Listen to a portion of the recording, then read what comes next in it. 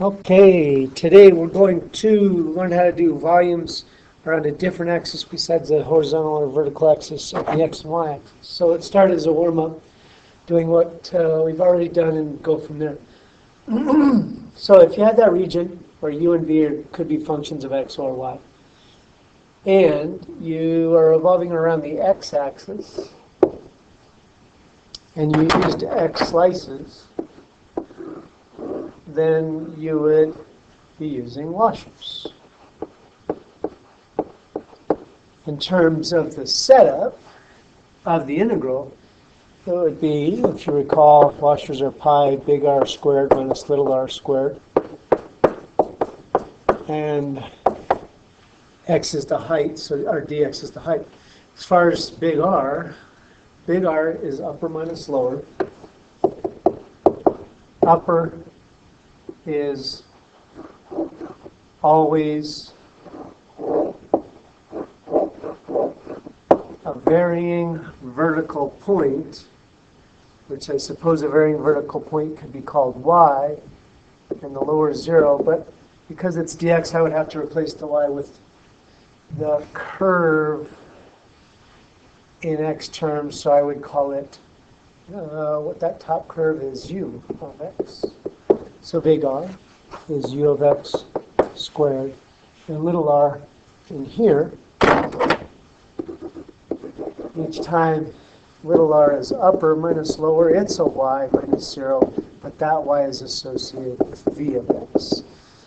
So that is v of x squared from 0 to a. That's the idea I'm wanting you to try. I'll give you a second, and you can try those on your own. Hit pause now if you are listening at home and are trying those on your own.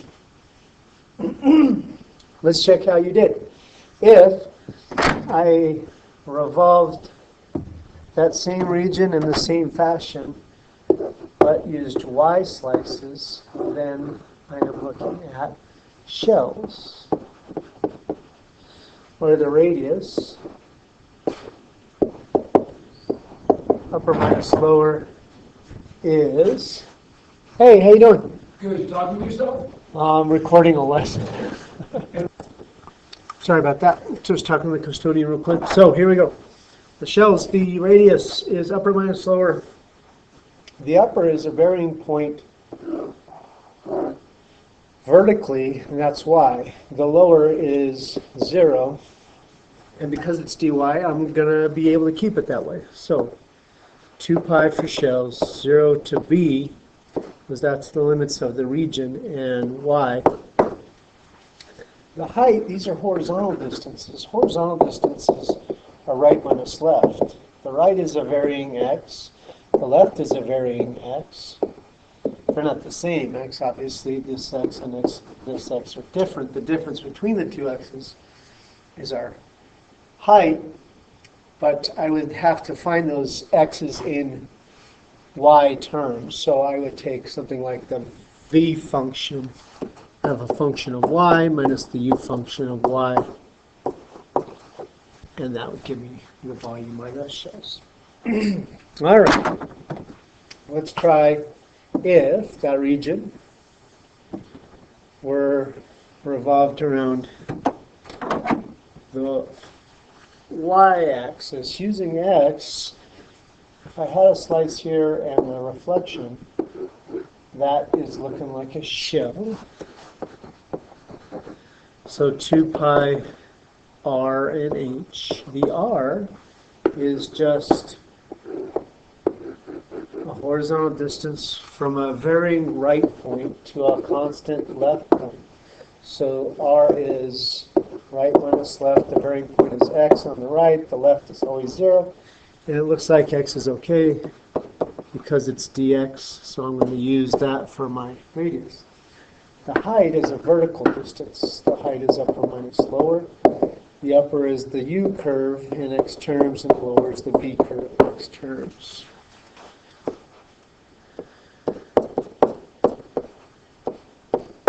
Alrighty. And so from 0 to a, we're good there. And last but not least, if we took that region and used y to find the volume of revolution. Then we're looking at a slice like this and its reflection. That is most definitely a washer. Pi r squared minus r squared dy. Big R is here or here or here. It's always a horizontal distance, right minus left, where the horizontal distance is a varying point. The horizontal endpoint is a varying x. The left is always 0. But because we're using y, I'm going to have to replace x with its equivalent, and that is v of y. Big R is v of y.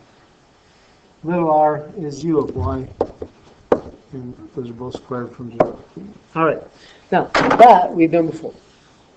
Hopefully those went well. If not, then you need to get help because it's about to get worse. Here we go. Say you had the same region, but this time now, this is the new stuff, revolved around y equals negative 2. If I have those regions, u on top, v on bottom, negative 2 now is going to be down there. If that lowest point was 2 above the axis, then its reflection will be 2 below the axis of revolution. So solid might look something like this, but hopefully better. If I use the next slice, as the question asks, then I'm looking like that. And here's, which is a washer, surely. Here's where things start to get different. Big R and little r are now going to be different than if you go to the axis. Big R is a vertical distance, and therefore upper minus lower. The vertical point is always, or the upper point is a varying vertical point, and so it is a varying vertical point I'm always going to call y. I start general and then gradually get to specific, and I'll sometimes replace an x or a y if I need to match the variable of integration, but sometimes I'll just leave it x or y if it already matches. In this case, y doesn't match that, so I'll replace that in a minute. Just stick with me. Going back to the upper minus lower. In all these cases, the upper is a varying point, but the lower point of these radii is always negative 2. Now then, if I replace y with u of x, then big R is u of x plus 2. Little r would be here and here and here. And it's a varying point vertically, varying vertical distance. The varying upper point is y, the lower point is negative 2, but that y is v of x plus 2. Limits of integration are in A, are 0 to A, because those are x of the region. Always use the region, the original region, not the reflected region, for the limits of integration and the axis of revolution. And all those good distances, always use the original region, not the reflection. All right, if we use y, then this region, if y were used, then, sorry, I got interrupted again. If y was used, then I'm looking at shells, 2 pi, and I need r and h. And I need them to match my variable of integration. The slices are dy. These are horizontal slices, which are dy thick, so we're using y as a variable. R is a vertical movement. And so r is upper minus lower. The upper is a varying point of this segment. You can see that in all of these, the upper is varying, and so I'll call it y. The lower is always the same for those segments. The lower end of every segment is negative 2, which is y plus 2, and that I can keep because y is a variable of integration. I can keep y plus 2. I'll keep it. The height of each of these is a horizontal movement. It's a movement from left to right, and so the height is right minus left to make it positive, which gives me positive volumes. And the right point is always varying. and so it's x. The left point is always varying, so it's an x.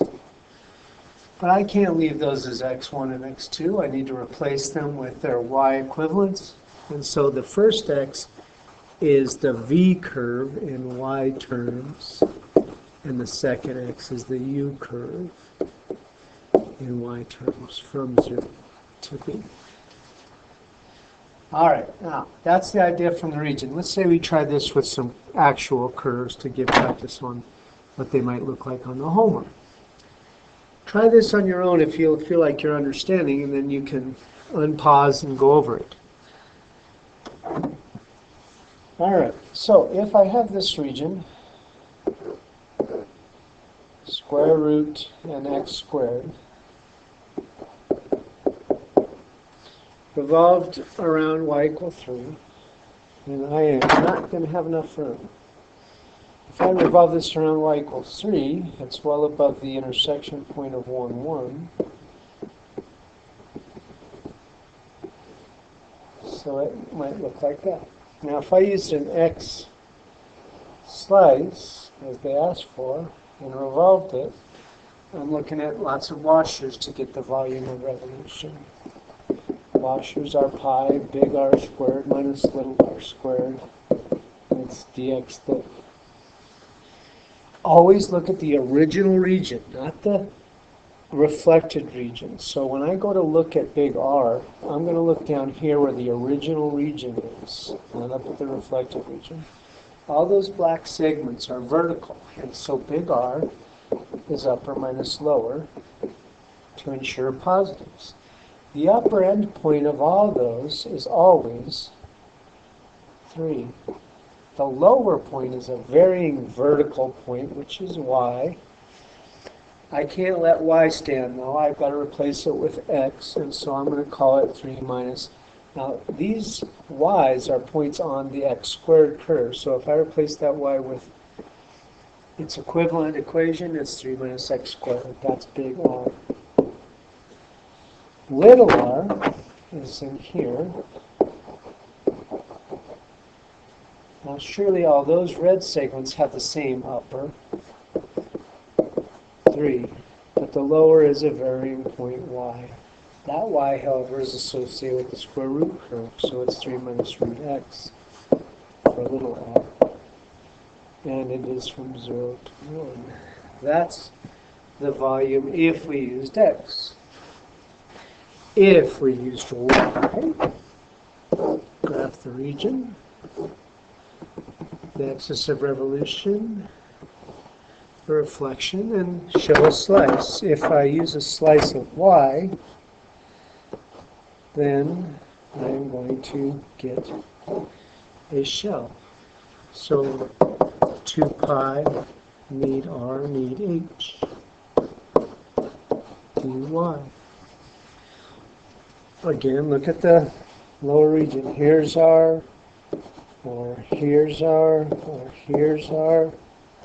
All those radii are vertical movements, upper minus lower, where the upper is 3 and the lower is a varying point, vertically y. I can leave y there because I'm integrating with respect to y. I can leave that as 3 minus y for my radius. That actually makes sense if you think about it. If you're not sure, then think about, there's got to be a, this top part of the region is at 1. So say you're looking at the slice, which was at a y of 1/2. Well, then the radius is surely 2.5, because we take 3 minus that 1/2 below to get the radius. That's 2.5. So, and that's always going to be the case. 3 minus whatever the y is. The height is where it gets a little more complicated. Here's the heights of the cylinders. Now, those heights are horizontal movements, so right minus left. The right and left edge of each of those varies, so it's varying horizontal points x1 and x2. But because I'm integrating with respect to y, I need to replace x1 and x2. Now x1, the right-hand side, is points on the square function. It's on the y equals x squared function. in y terms, that would be the square root of y. The left edge, the lower point, those are points on the square root of x function, which in y terms would be y squared. That's the height, root y minus y squared. 0 to 1 of the limits of integration for y as well. I wish I had made those different, but we'll get to that. Okay, hopefully that went well. Let's go to the next idea. Those were horizontal lines for revolutions. Let's try vertical.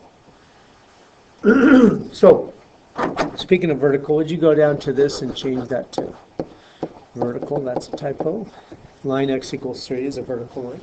Okay, so let's check this out here. If you take the region from the original part with the u and the v here, where u is upper, v is lower, and this time you revolved it around x equals -2, that's a vertical line. So its reflection might look like that. Now if I found the volume of that revolution, I might find it using x or y. They say use x. Well, x slices would go this way. Revolved. I hope you're able to tell that that's a shell. The volume then would be 2 pi, and you need the radius and the height. The radius is here, or here, or here. Now all those red segments are horizontal. So in the radius, it's right minus left to make it positive. Right will always be bigger, left will always be smaller, so subtracting right minus left always yields positives. Remember, we should always be getting positive answers to these, and we do that by making sure we have positive components. The right is varying for all those segments, and a varying horizontal point we call x. The left is always the same point. It's at -2. So, in essence, the radius is always x plus 2 more. X gets you to the axis, and 2 more on the other side of the axis. So the radius is always x plus 2. The height is here. It's constantly changing. It's vertical. Upper minus lower, but the upper is constantly varying, so it's a y. The lower is constantly varying, it's a y. But I need to replace those with their x equivalents. The upper y is u. The lower y is v. And that gets me the height in a positive way, giving me positive volume. The limits are from 0 to a. Try y. Pause now. All right, so if you had that region, try and revolve it around -2. It looks like this. But the slices now in y will be here, meaning we're going to be using washers.